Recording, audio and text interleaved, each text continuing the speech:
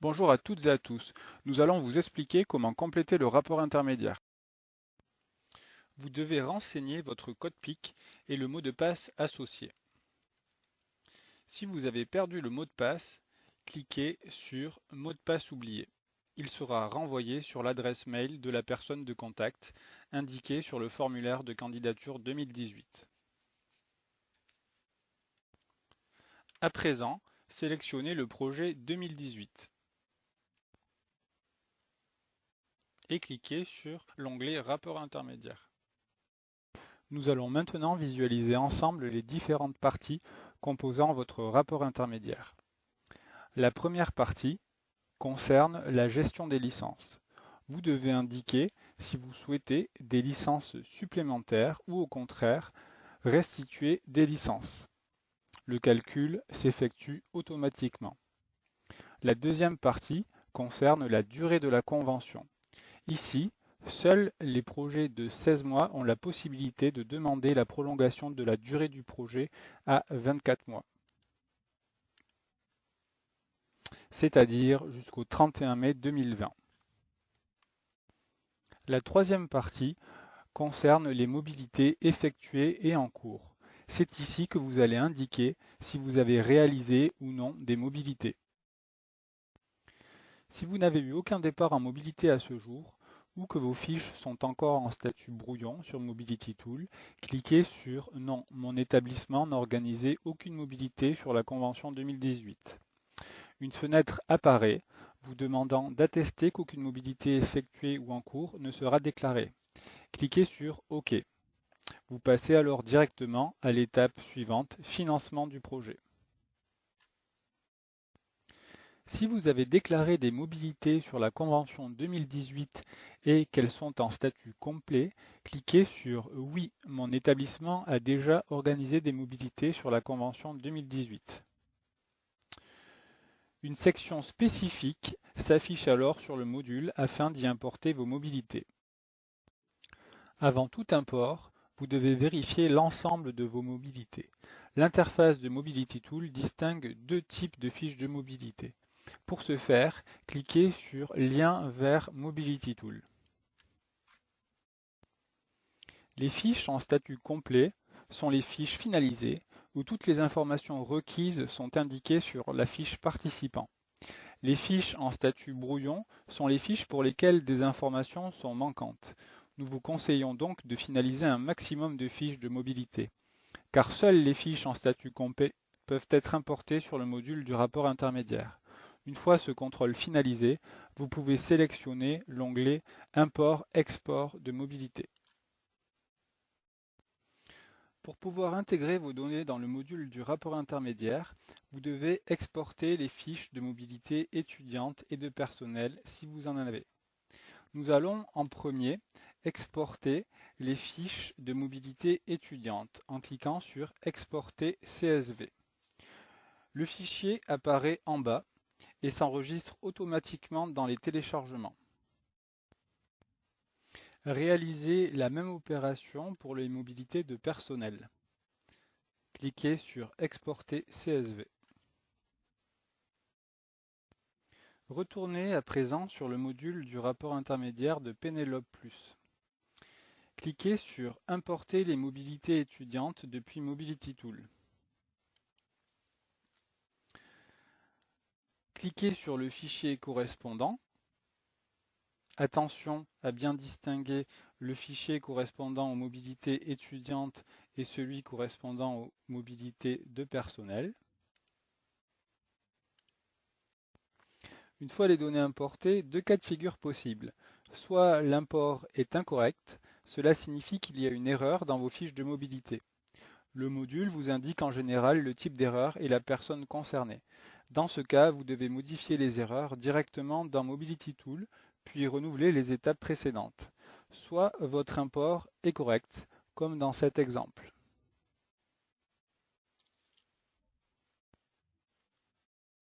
Renouvelez l'opération pour les mobilités de personnel. Cliquez sur Importer les mobilités de personnel depuis Mobility Tool. Sélectionnez le fichier correspondant, puis vérifiez que l'import est bien correcte. Les imports que vous venez d'effectuer permettent de compléter automatiquement le tableau mobilité effectuée et en cours. L'import des mobilités étudiantes permet d'indiquer automatiquement les différents taux pour les études et pour les stages. Si vous n'avez pas importé de données étudiantes via Mobility Tool, ce tableau restera à 0. Passons à présent à la section Financement de votre projet. Cette section vous permet d'indiquer si vous souhaitez maintenir ou réviser le montant de votre convention de subvention. Si vous ne souhaitez pas modifier le montant de votre convention, vous pouvez cliquer sur « Non, je ne souhaite pas modifier le montant de ma convention de subvention ». Les transferts n'étant plus soumis à avenant, vous n'avez plus besoin de les matérialiser dans le module du rapport intermédiaire. Quand vous cliquez, une infobulle vous demande d'attester que vous ne souhaitez pas modifier le montant de votre convention. Dans notre exemple, nous allons demander des fonds complémentaires. Dans les deux cas, vous devez compléter le tableau Mobilité à venir. Dans cette partie, vous devez y indiquer les mobilités enregistrées dans Mobility Tool qui sont au statut brouillon, les mobilités à venir non enregistrées dans Mobility Tool, les mobilités supplémentaires non prévues dans la convention qui généreront des allocations pour lesquelles vous n'avez plus de financement, mais aussi les fonds supplémentaires dont vous auriez besoin. Une fois votre calcul effectué, vous indiquez le nombre total de mobilités ainsi que la durée pour l'ensemble des lignes budgétaires. Concernant les frais de séjour et de voyage, nous vous rappelons que les taux applicables éligibles figurent dans l'annexe 4 de votre convention de subvention et dans le guide des établissements. Dans cet exemple, et pour vous montrer le fonctionnement de cette section, nous allons indiquer 2 mobilités d'études pour 10 mois au total dans le groupe 1 et le montant associé à notre groupe 1 étant de 270 €, cela nous fait 2 700 € à indiquer dans la cellule des frais de séjour.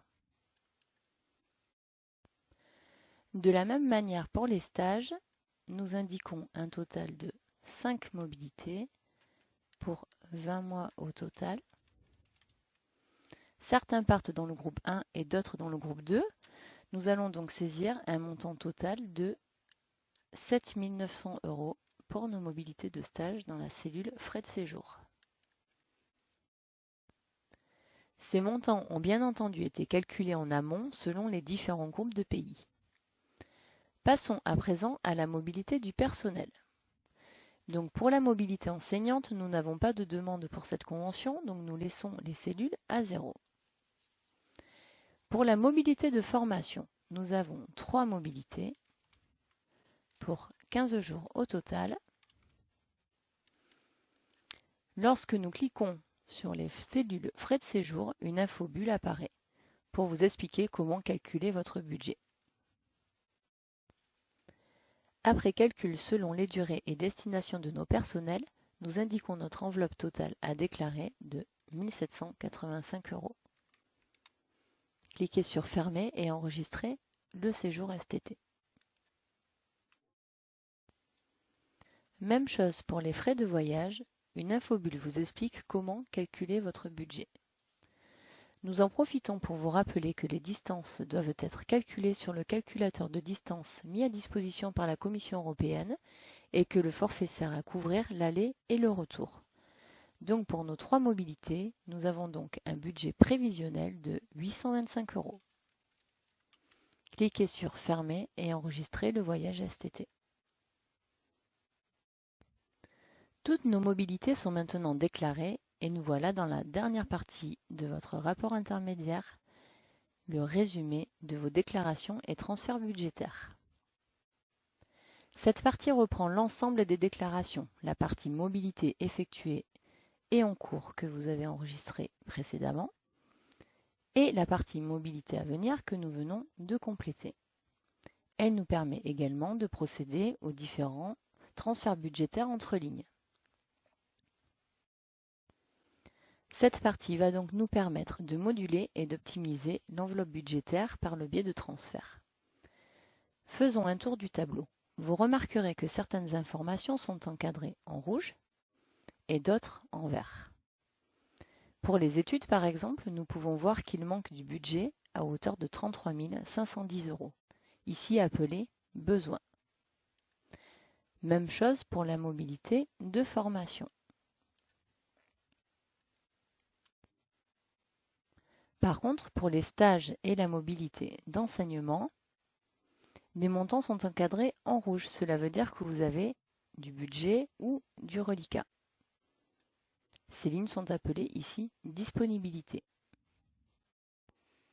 Nous allons donc optimiser notre budget en procédant à un transfert entre lignes. Cela permet d'équilibrer votre budget et d'éviter d'avoir une décision de recouvrement d'un côté et un besoin de financement de l'autre. Dans ce cas précis, nous allons transférer notre budget disponible des stages vers les études en indiquant la somme de 29 470 €. Il nous reste donc 4 040 € en besoin de financement. En ce qui concerne les 95 € disponibles sur la ligne mobilité d'enseignement, deux options s'offrent à nous. Soit un transfert vers la mobilité étudiante, soit un transfert vers la mobilité de formation. Ici, nous choisissons la mobilité de formation.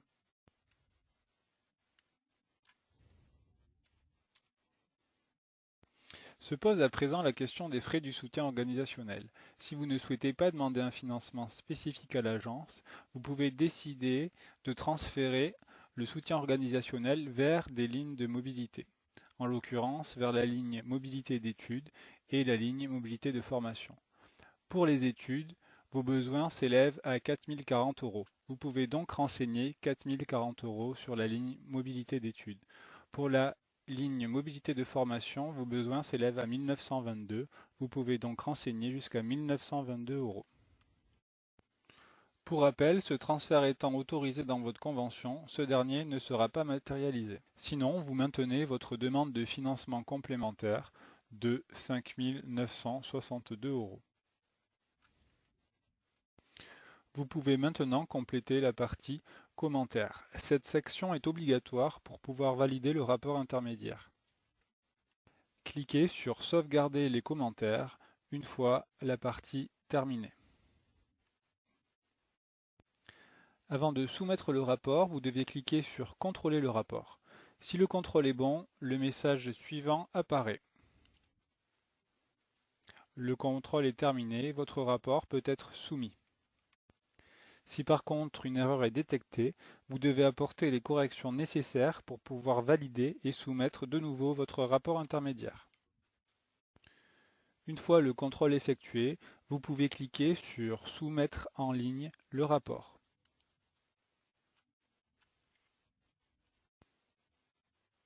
Le message suivant apparaît. Vous avez soumis votre rapport en date due.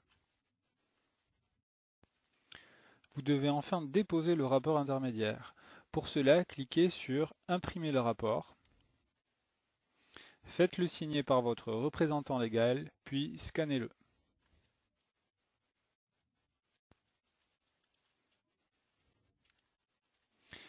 Cliquez sur Déposer le rapport signé. Sélectionnez votre rapport.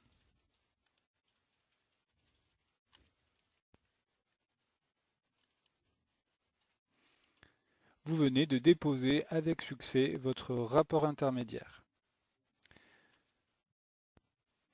Vous pouvez retrouver la preuve de la soumission sur l'onglet Historique de votre espace Organisme. Ici. Voilà, c'est la fin de notre tutoriel spécial rapport intermédiaire et nous espérons qu'il vous permettra de compléter votre rapport sans difficulté. À bientôt.